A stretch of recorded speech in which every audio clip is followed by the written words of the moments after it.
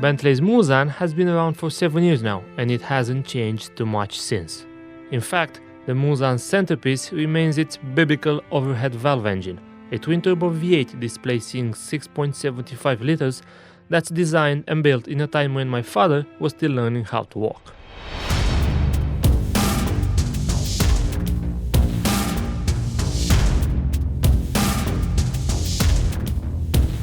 Over time, Bentley did upgrade it just to keep it up to date and meet emission regulations.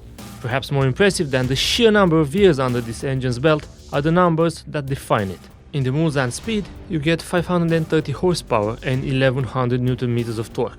You'd think that's enough to turn your hip into stardust during every single step on the throttle. And it is, but the extra kilos make the Mulsanne just float around like a butterfly without the sting.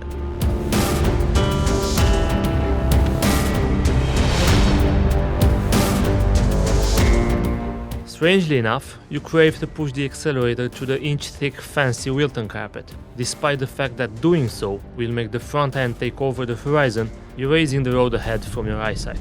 And while you'd expect to see a propeller in front of the car, all you get is a metal bonnet the size of a runway strip. Now I know how Melville's Captain Ahab must have felt during his hunt for Moby Dick, except the Mulsanne Speed is Moby Dick, and you're the one silently steering it through schools of taxis, hatchbacks and buses.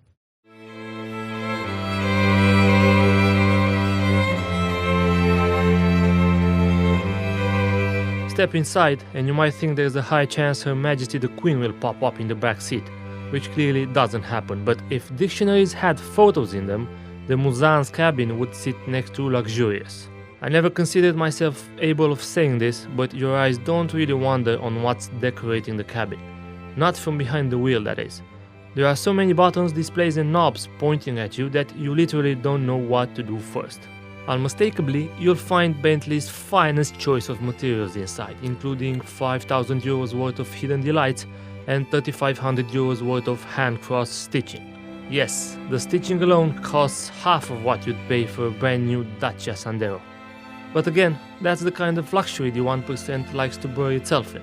And as long as demand is still there, there's no reason for Bentley to stop selling cars that are worth over €200,000 and change the business model.